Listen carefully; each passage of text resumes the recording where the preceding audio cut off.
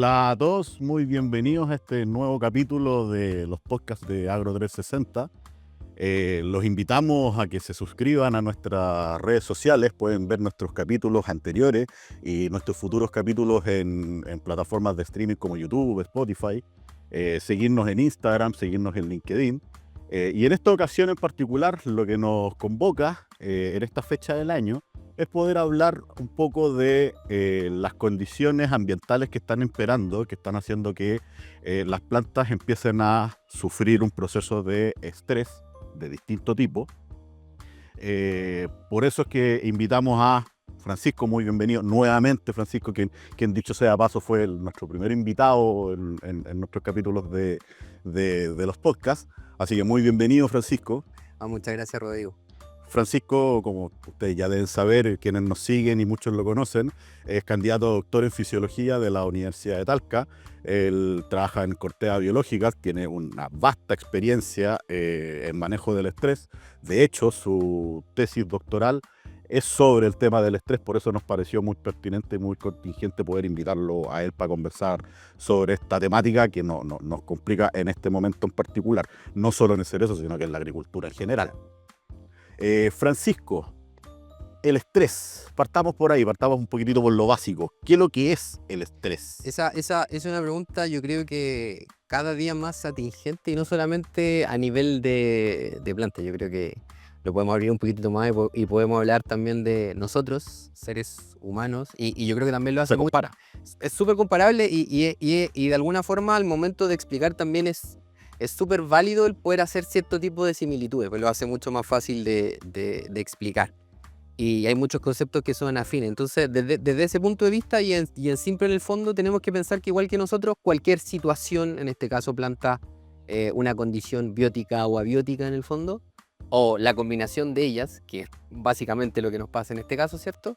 Nos va a desestabilizar, por así decirlo, y en el fondo va a desequilibrar el sistema. O sea, entendiendo, ¿cierto?, que acá tenemos plantas que están teniendo múltiples trabajos al mismo tiempo entre fotosíntesis, movimiento de agua, preparación de la siguiente temporada, en el caso de los cerezos, alta temperatura, radiación, problemas del riego, no por estar regando mal, sino que por una cosa logística, disponibilidad de agua, compactación de suelo, no estamos llegando, está haciendo en el fondo que la planta tenga que ejercer un trabajo extra porque tiene que compensar, mitigar para justamente tratar de sobrevivir. En el fondo, seres vivos igual que nosotros, el objetivo final es vivir, es mantener, ¿cierto?, la vida y poder seguir delegando a la siguiente generación. Entonces, cualquier condición adversa va a hacer que la planta saque ese foco y va a tratar de activar mecanismos que le permitan sobrevivir al entorno. Oye, Francisco, y desde un punto de vista fisiológico e incluso celular, ¿qué es lo que es el estrés? ¿Qué es lo que qué procesos gatilla el estrés? A nivel celular, como sí, quizás entrar en tanto detalle, pero lo suficiente como para poder entenderlo un poquitito más completo. ¿Ok? O sea, en palabras simples, en el fondo, vamos a un concepto súper básico que es, ¿cierto?, este concepto de que las plantas son sésiles, en el fondo, o sea, hoy en día estas plantas de cerezo están aquí plantadas, ¿cierto? Y en el fondo, si hay un exceso de temperatura, hay un exceso de radiación o déficit hídrico, lamentablemente no pueden salir. Tienen que activar mecanismos y normalmente esos mecanismos van de la base de lo primordial aquí es que la planta va a tratar de seguir fotosintetizando. Entonces, en el fondo, cuando hay una condición, en este caso ambientalmente adversa, lo que va a hacer es tratar de alguna forma ajustar su metabolismo para tratar de sobrevivir, es decir, tratar de ver la forma en cómo pierde menos agua y cómo sigue siendo funcional. Eso significa tener la capacidad de ajustarse hídricamente, o sea, en el fondo, que la célula no se deshidrate, y eso significa sintetizar osmolitos que le permitan mantener una condición hídrica y que la célula esté turgente y siga funcionando. En este proceso de estrés se generan muchos radicales libres que van a tratar de desestabilizar membranas, en el fondo destruir células. Entonces, mucho de eso son generar mecanismos de antioxidantes, que es como... Ahora, este proceso de destrucción celular, Ujú. si se quiere decir como lo Ujú. planteas tú, es un proceso que naturalmente la planta, para defenderse de estas condiciones, genera estos radicales libres que pudieran no sé, se me ocurre para plantearlo, que de alguna manera la planta quisiera destruir algunas de sus cantidades de células de tal manera de poder hacer preservar otras. ¿Algo así? Más que nada en el fondo, así de una forma así súper general, podemos tratar de diagramar dos tipos de generaciones de radicales libres. La primera en el fondo es que, como hasta el día de hoy no sabemos si la planta tiene un tipo de sistema nervioso o algo así, la única forma de que la planta sensa su ambiente y entiende que algo está pasando y responde es que de alguna forma se generen radicales libres. Que Porque- comuniquen. Que comuniquen y que van a hacer justamente eso. La planta va a sensar que algo está pasando y va a responder de alguna forma, que normalmente es multiruta. O en este caso, por ejemplo, pensemos en una planta que está a pleno sol en el fondo y más allá del tema de señalización te va a pasar, por ejemplo, que la hoja está recibiendo un exceso de radiación. Entonces, en el fondo, claro, una parte de esa radiación la va a tratar de tomar para fotosíntesis, la otra parte la va a tratar de disipar, pero llega un punto en el que esa radiación es tan excesiva y en el fondo no puede ocuparla toda, no puede de alguna forma, por así decirlo, eliminarla toda como calor, ¿cierto? Entonces va a empezar a sobrecargar el sistema. Es como un exceso de corriente en el sistema y va a terminar generando justamente, va a romper moléculas internas y va a generar radicales. Que en el fondo ahí la planta sí o sí va a tratar de responder y va a tratar de bloquear rápidamente, porque va a pasar muy rápido de el radical que se generó y que la planta lo va a tomar como un ente comunicador para responder a una ola de radicales libres que ya empieza a ser muy peligrosa y que sí o sí hay que bloquear de alguna forma. O sea, de cierta manera, la generación de radicales por parte de la célula es deseable como Parte del elemento de metabolismo. comunicación Correcto. en el metabolismo, pero llega un punto en donde esos radicales son tan excesivos que ya la planta no los puede metabolizar y ya pasa a ser un problema fisiológico. Correcto. Y en general, cuando hay estos procesos de, por así decirlo, estrés leve, donde en el fondo se generan radicales, la planta sensa responde. Una de las respuestas, más allá de la adaptación misma, es justamente tratar de tamponear o bloquear esos radicales que se generaron con ese foco, porque en el fondo hay que darle cierto nivel de equilibrio al sistema. Entonces sí o sí hay ese tipo de respuesta. Francisco, ¿qué genera estrés? Más o menos mencionaste, pero ¿qué condiciones ambientales generan estrés? Y la siguiente pregunta es, ¿y qué pasa en la planta a nivel funcionamiento, ya no tanto fisiológico, sino que a nivel funcionamiento, cuando tenemos estas condiciones de estrés? ¿Qué genera estrés primero? O sea, ¿qué genera estrés? De nuevo, o sea, así como haciendo el paralelismo con seres humanos, básicamente todo. O sea, temperatura, radiación, déficit hídrico. En este momento hablamos de temperaturas altas, pero temperaturas bajas también. Temperaturas bajas también. Deficiencias nutricionales, ataque de algún tipo de microorganismo o algún insecto. O sea, en el fondo sí o sí, cualquier cosa que va a hacer que la planta, que de alguna forma está siguiendo una ruta, de alguna forma sense que hay algo distinto y va a tener que adaptarse, prender o apagar algún mecanismo, es un estrés, porque en el fondo te saca de tu equilibrio, en el fondo. Que es como lo que nos puede pasar a nosotros, o sea, no sé, llámese el mismo exceso de calor o el tener algún tipo de experiencia que de alguna forma te altere, sí o sí genera una respuesta y esa respuesta te saca y saca tu energía que iba enfocada a algo a otra cosa, en pos de defenderse, de tolerar.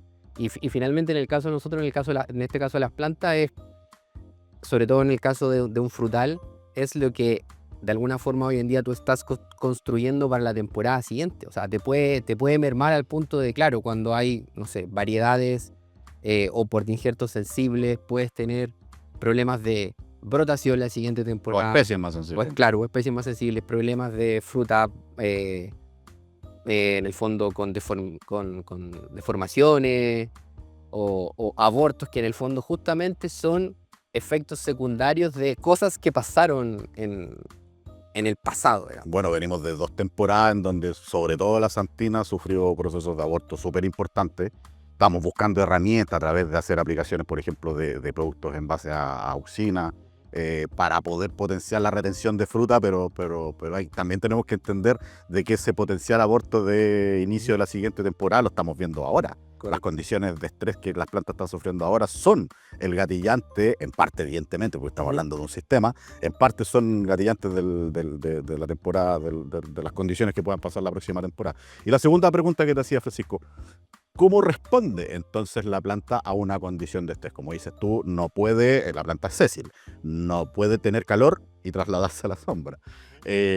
¿Cómo responde? ¿Qué hace la planta para poder sensibilizarse y evitar esa condición de estrés dentro de lo que puede? Normalmente lo que tiende de la respuesta como más típica en este caso es, ya sea que en el periodo ahora de estival, ¿cierto? Hay una combinación temperatura, radiación, déficit hídrico, no porque uno quiera, sino que porque en el fondo hay una demanda súper fuerte Por parte de la atmósfera. por parte de la atmósfera, y en el fondo y ni el riego ni la misma capacidad de la planta es capaz de sopesar al 100%. ¿Qué es lo que va a tender a hacer la planta? Tratar de ajustar de alguna forma su apertura y cierre estomático, la famosa conductancia estomática.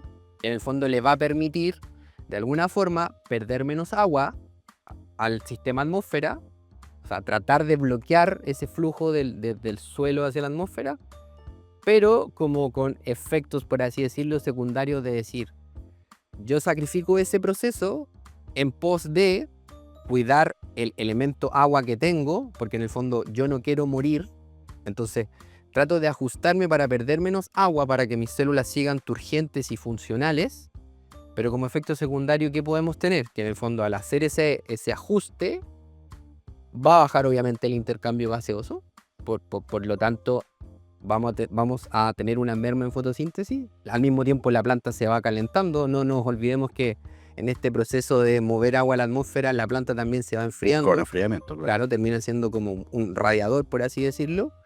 Y en el fondo, en pos de mantenerse medianamente funcional, trata de ajustar esa condición de pérdida de agua. Llámese cerrando estomas, llámese tratando de sintetizar osmolitos, por ejemplo, que hagan en el fondo que se genere un potencial celular mucho más potente, y en el fondo el ceder agua desde ahí al medio desde el punto de vista osmótico, perder agua cueste mucho más. Correcto. O sea, generar estos osmolitos dentro de la célula para que le cueste al agua salir. Correcto. Esas son como las más típicas en el fondo.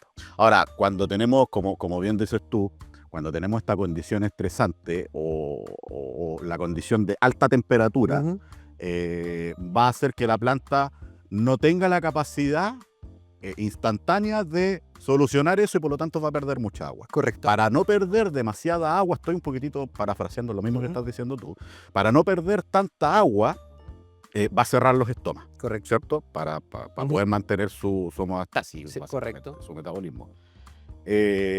Va a cerrar los estomas. En el proceso de cierre de estoma va a haber una baja, evidentemente, porque el estoma es quien hace de puerta de entrada y de salida para el intercambio gaseoso de agua y CO2, y por lo tanto va a bajar el potencial de fotosíntesis. Correcto. Porque no va a tener el CO2 para generar los azúcares que eventualmente van a hacer formar parte de las reservas para la siguiente temporada, el crecimiento actual, etc.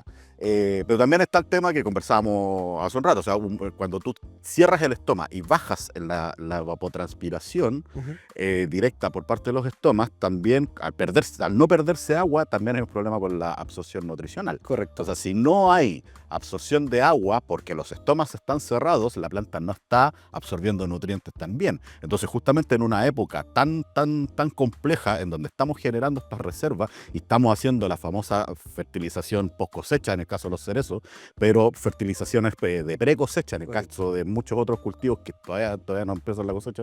Entonces, esa condición va a ser de que, por ejemplo, en un parrón podamos tener un déficit de potasio porque la planta no tiene cómo absorber potasio si no está haciendo el intercambio gaseoso. O sea, no solamente va a ser un tema del estrés en sí mismo, que queremos que la planta esté desestresada, sino que en su performance no va a ser la óptima. Exacto. No va a ser la óptima. Y bueno, también haciendo como contando acá lo que habíamos conversado antes de que empezara el podcast, creo que es importante el entender un poco, abrir un poco el abanico, entender el estrés como Nosotros tenemos la noción en el fondo de que queremos, por así decirlo, una solución relativamente fácil, el hacer uso de algún insumo en el Claro, porque hasta el fondo. momento estamos definiendo que el estrés que hace la Correcto. planta, pero ahora, claro, hay que llegar a un punto, bueno, ¿y qué hacemos? Correcto. Y ahí en el fondo el abanico de productos disponibles en el mercado es amplio, en el fondo, y hay una gama muy buena de distintos tipos de productos antiestresantes, bioestimulantes. Y sí o sí tenemos que hacer uso de ellos.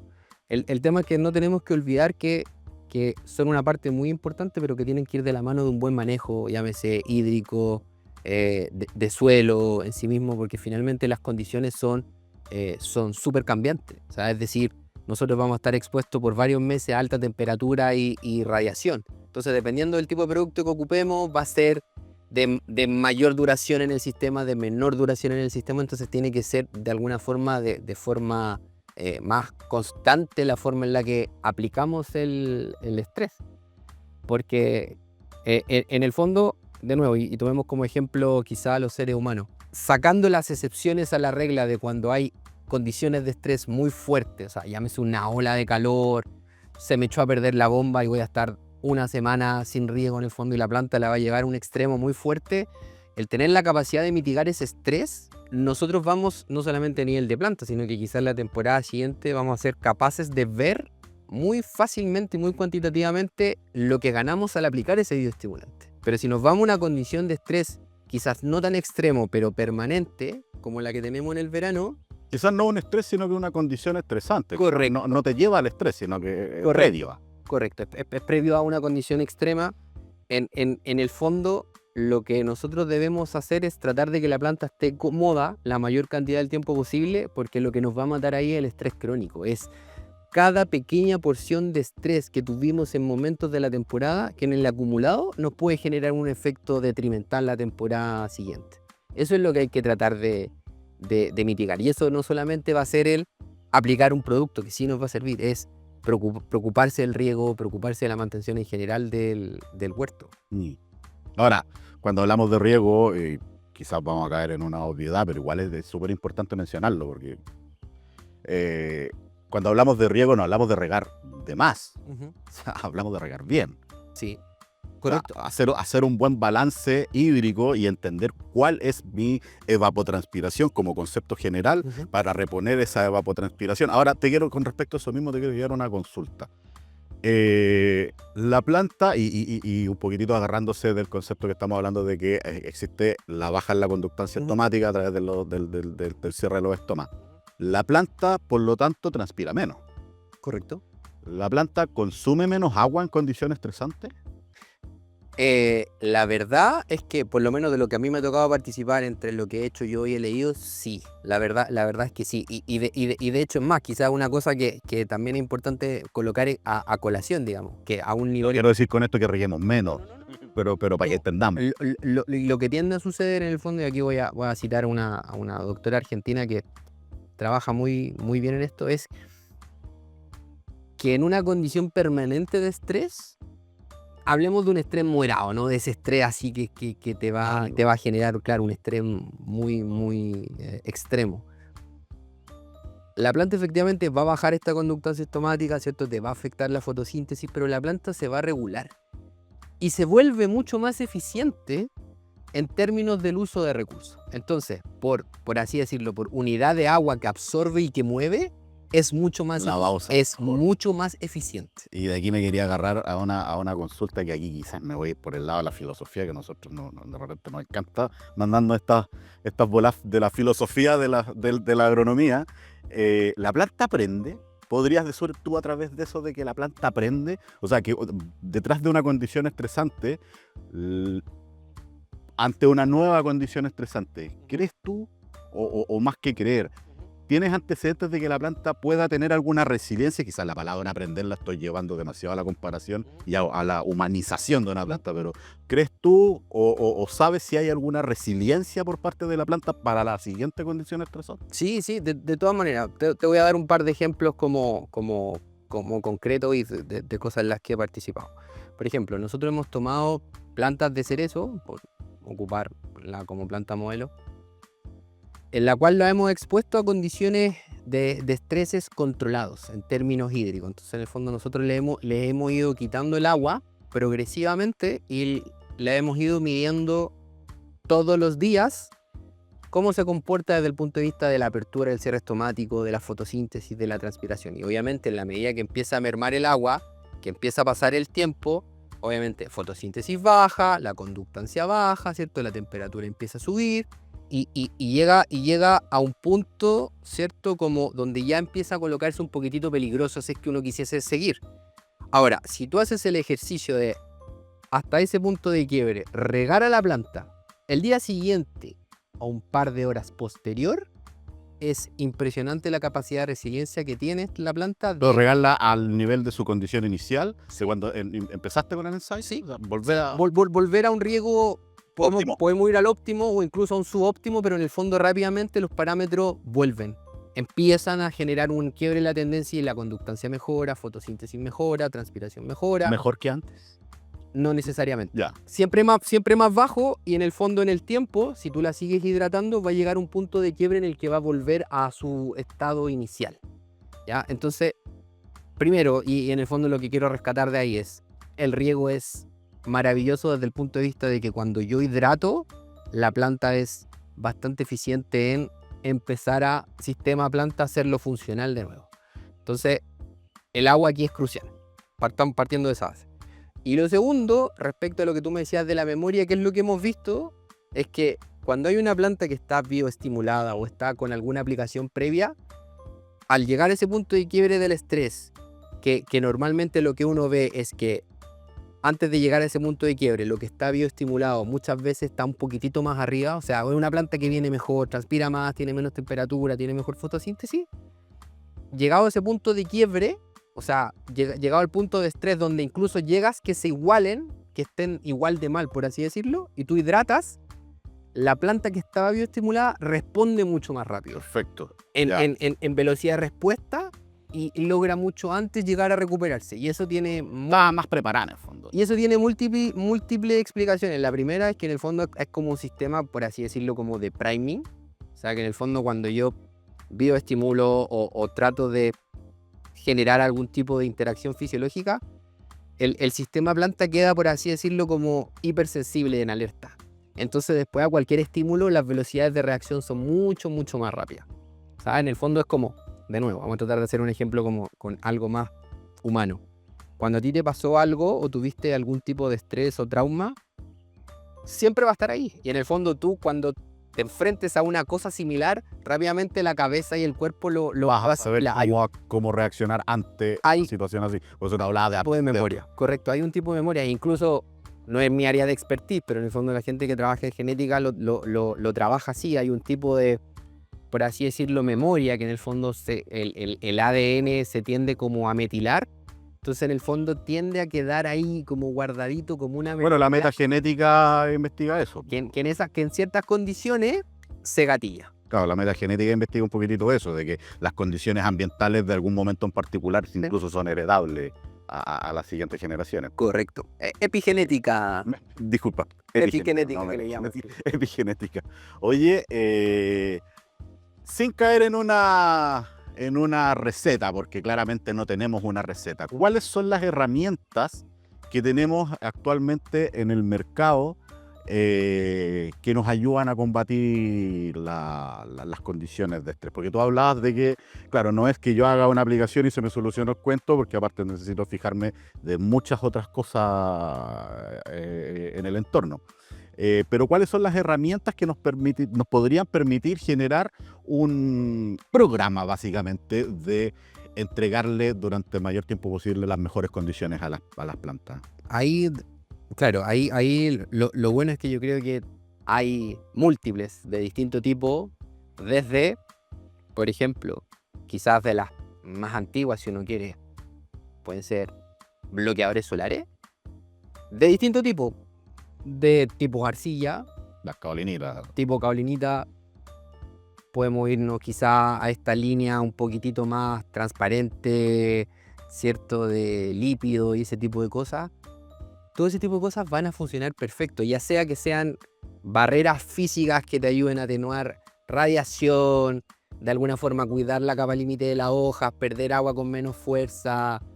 Normalmente, o como cualquier aplicación, la planta va a tender a responder, lo va a sensar de alguna forma, entonces también va a haber una respuesta fisiológica. Extractos de alga,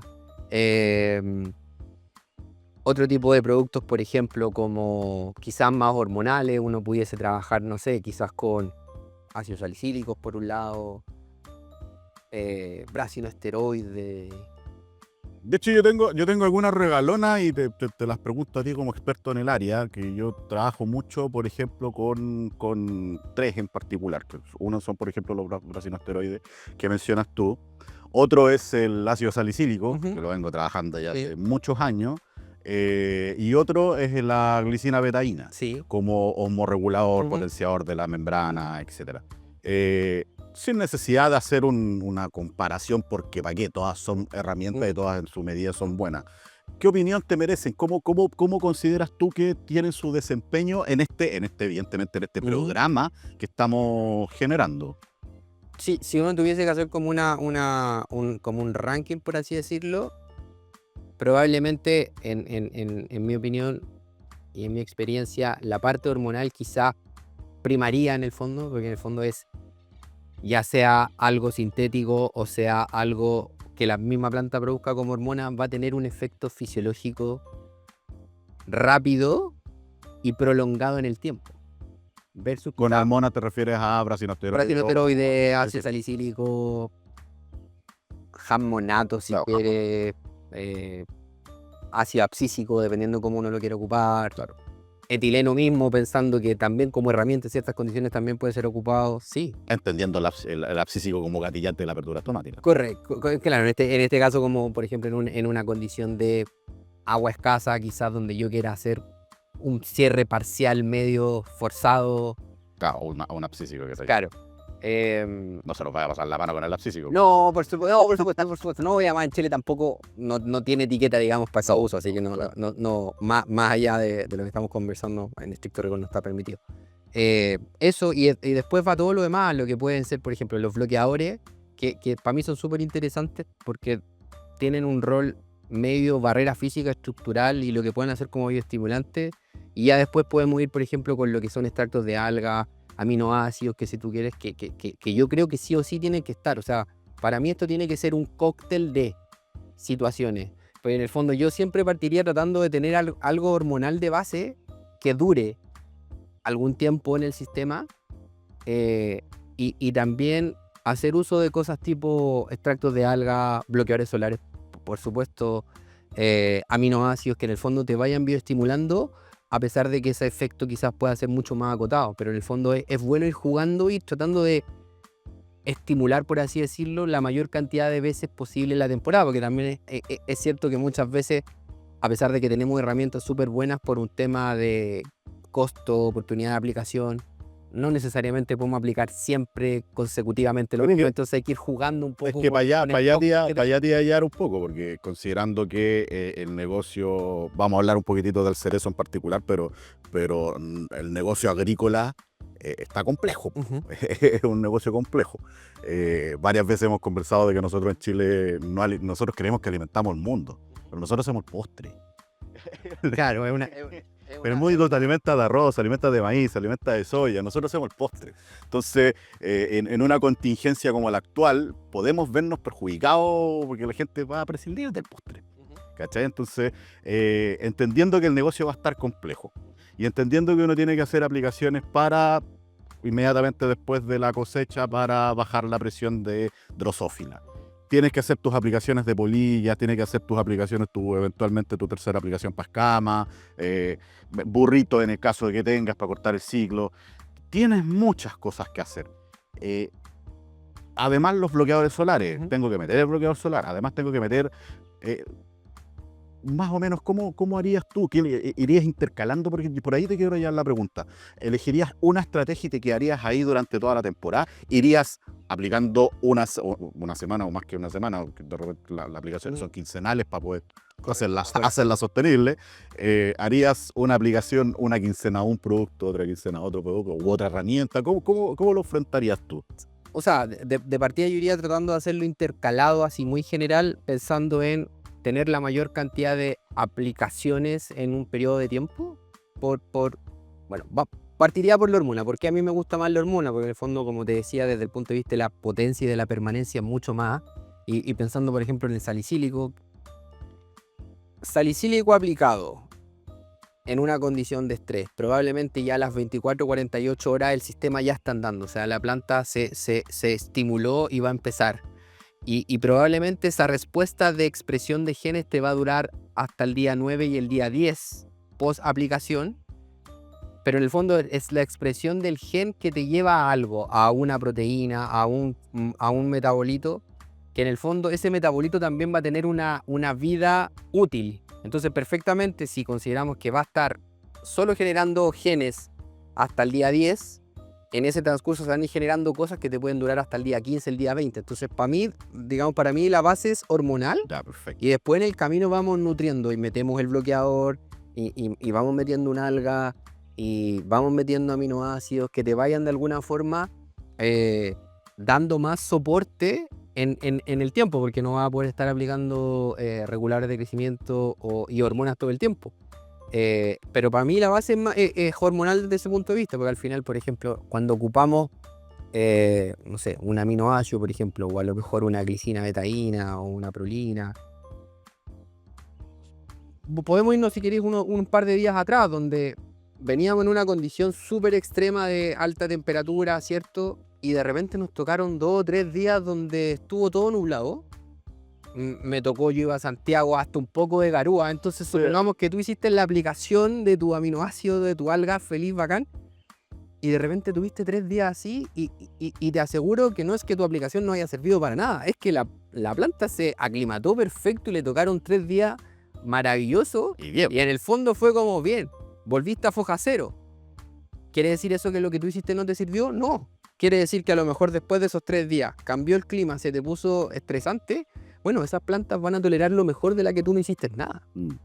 Entonces sí o sí hay que estar haciendo, hay que estar aplicando, hay que estar haciendo ese ejercicio de tratando de aliviar. O sea, en el fondo es como, para mí el mismo concepto es, por ejemplo, cuando uno se aplica bloqueador. O sea, te dicen aplícate bloqueador cada 3 horas. O sea, no puedo pensar en aplicarme bloqueador una vez y esperar que eso me dure un día o 2 días o 3 días. O sea, No termino la cosecha con una aplicación es un ejercicio.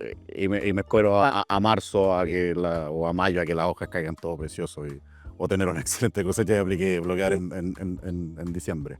Con respecto a los aminoácidos, tú has hecho el alcance de hacer aplicaciones de aminoácidos. ¿Qué opinión te merecen los aminoácidos? Pero antes de tu respuesta, te voy a dar un poquitito de por qué te hago esta pregunta. Nada contra los aminoácidos, pero mi pregunta va justamente en la base de que tú eres el experto en fisiología y por eso la pregunta te la hago a ti, pero se agarra un poquitito de donde yo investigo, que es la nutrición y el suelo. Si yo tengo el nitrógeno, quizás por eso mismo hago la pregunta, por un tema de sesgo. Ajá. Si yo tengo el nitrógeno, base de los aminoácidos y por lo tanto las proteínas y la enzima. Sí. Si tengo la luz del sol para poder hacer la síntesis del carbono, que me va a servir para, junto con el nitrógeno, poder formar el aminoácido y posteriormente la proteína. Si tengo todas esas condiciones, ¿por qué hacer aplicaciones de aminoácidos? Y te lo voy a desglosar en 2 partes. Y ya que tocaste la nutrición, me voy a ir al suelo. Está la materia prima en el fondo. Si consideramos que partamos del hecho hipotético de que el suelo está bien nutrido, hicimos toda nuestra pega, tenemos la radiación para poder hacer la fotosíntesis, o la luz del sol para poder hacer la fotosíntesis, tengo una buena disponibilidad de agua, tengo todo en buenas condiciones. ¿Para qué el aminoácido? Insisto, en esa condición de que está todo, claro, yo tengo la materia prima, pero en el fondo requiere tiempo, energía y recursos el llegar a ser una proteína. Y cuando yo te estoy entregando un aminoácido, un péptido, lo que sea, estoy un par de escaloncitos por delante. Entonces el proceso es más rápido, es más ameno y es más eficiente desde el punto de vista del uso de los recursos. Ya. Entonces, el por qué, por ejemplo, yo sí te pudiese decir, mira, a mí me gustan las aplicaciones de aminoácidos, por ejemplo, en este caso, vía suelo, maravilloso, porque en el fondo, fuera de que los microorganismos lo van a utilizar y eventualmente eso va a terminar llegando de alguna forma a tu planta, ya sea que el microorganismo muere, la planta lo consume, lo recicla, como quiera, O sea, microorganismo más activo, por ejemplo, es un microorganismo que genera más metabolitos, que tienen efectos Ya, pero bioestimulantes. en este caso el aminoácido lo que está haciendo es ayudar al microorganismo que de alguna manera va a ayudar a la planta, no es el aminoácido directamente. Correcto, no el aminoácido directamente. Entonces, en ese sentido, por ejemplo, es súper bueno porque te ayuda, te aflora la vida. Y más allá de eso, por ejemplo, no olvidemos que hay muchos microorganismos que generan pseudohormonas o precursores hormonales. Entonces, en el fondo, estoy llegando a una forma de Necesito el microorganismo en eso. estimular de ahí. Vámonos arriba. Cuando yo estaba hablando hace un rato de la expresión de genes y la síntesis de cosas, o sea, el grueso de eso son básicamente proteínas. Entonces, en el fondo, el mismo concepto, si yo en vez de aplicarle el nitrógeno y hacer que la planta haga todo este proceso, sobre todo en un ambiente estresante donde el sistema está un poquitito sobrecargado, si yo le estoy entregando esos aminoácidos, la planta los toma, los recicla, los utiliza, le estoy dando un poco como algo más elaborado que va a requerir de menos tiempo y la planta va a empezar a estructurar distintas cosas. De hecho, en el fondo hay como, me voy un poco más a la escuela más bioestimulante de los europeos, están trabajando mucho hace un rato ni siquiera con el aminoácido, sino que se están yendo un poquitito al siguiente nivel de ir ya como a polipéptidos y péptidos, como en el fondo ya algo mucho más específico que más allá de que en el fondo la planta los tome, los recicle estructuralmente, son pinchacitos que te van a hacer estimular cosas, activar procesos. O sea, básicamente la planta, cuando uno aplica una hormona que no deja de ser un mensajero, todo lo demás son procesos donde hay aminoácidos. Ahora, insisto, nada contra los aminoácidos, pero un poquitito lo que me acabas de decir confirma, más que mi hipótesis, lo que yo pienso, de que el aminoácido es una excelente herramienta, pero en condiciones como las que estamos hablando, condiciones de estrés. No me parece, y aquí no quiero ser polémico con lo que voy a decir, pero no me parece una condición per se absolutamente fundamental ante cualquier aplicación complementarla con un aminoácido, sino que en una condición en donde yo quiero ayudar a que la planta, en lugar de tomar la energía que va a usar en el ciclo de nitrógeno, que es súper desgastante a nivel energético, en lugar de que la tome para poder hacer un aminoácido, lo ocupe esa energía en otra cosa, pero en una condición de estrés. Bajo otras condiciones, vuelvo a lo mismo, cuando tienes el nitrógeno como base y tienes el carbono del CO2 ambiental para poder armar tu propio aminoácido, no lo veo necesario. Por eso te hacía la pregunta, quizás como un poquitito aclaratoria o a ver si me confirmáis lo que estaba pensando. Sí, yo de ahí de alguna forma lo comparto. ¿En qué sentido? Por lo menos de lo que a mí me ha tocado ver, digamos, me voy a salir un poquitito de los cerezos, otro tipo de cultivos frutales u otro tipo de cultivos extensivos, si tú quieres, y salgámonos de Chile. No, y por favor, salgamos los cerezos. O sea, estamos en un entorno de cerezos, pero yo te diría que son muy a condición. Me explico. Yo, en general, de la experiencia que he tenido viendo cultivos en distintas partes del mundo, creo que la agricultura chilena es súper intensiva. O sea, en ese sentido creo que somos punta de lanza y somos súper pro. Y en general nos preocupamos de manejos, varias aplicaciones, varias... Y en el fondo muchas veces cuando hacemos el uso de aditivos tipo aminoácidos o bioestimulantes de ese tipo, muchas veces quedamos como con gusto a como que nos faltó, como que no lo vemos. Pero cuando uno sale un poquitito y se va a realidades agrícolas donde quizás el agricultor no es tan pro, se ven más diferencias. Y es justamente por lo que dices tú, porque en una condición más limitante, cualquier aditivo se muestra mucho mejor. Y en el caso de nosotros, en general, nos cuesta mucho más muchas veces ver respuestas por lo mismo, porque en general tenemos un sistema bastante intenso en ese sentido. Somos como bien profesionales, por así decirlo. Sí, o sea, el capital humano chileno, aprender en Chile es una excelente escuela. Sí. Oye, se nos ha alargado la conversación, lo más probable es que vamos a seguir conversando nosotros acá, pero quería darte las gracias, Francisco, por haber participado nuevamente. Evidentemente no tengo para qué invitarte, yo sé que vas a volver a venir y te vamos a volver a tener en este en otro capítulo de los podcasts de Agro 360. Reiterarles la invitación a que nos sigan en redes sociales, nos sigan en plataformas de streaming, en YouTube, en Spotify. Ahí van a poder ver este capítulo completo, también extractos, los van a poder ver en otras redes sociales. Invitarlos también para el día de campo que vamos a tener con la presencia de Francisco, justamente hablando de esta temática del manejo del estrés y de las herramientas que pueden existir para el manejo del estrés en esta época. Para el 23 de enero va a ser ese día de campo acá en la zona Tinguiririca. Por favor, síganos, ahí está toda la información. Agradecerte, Francisco, nuevamente por haber estado con nosotros. Muchas gracias por la invitación, feliz de participar, y en la medida que les pueda ser útil, cuenten conmigo siempre. Agradecido. Muchas gracias.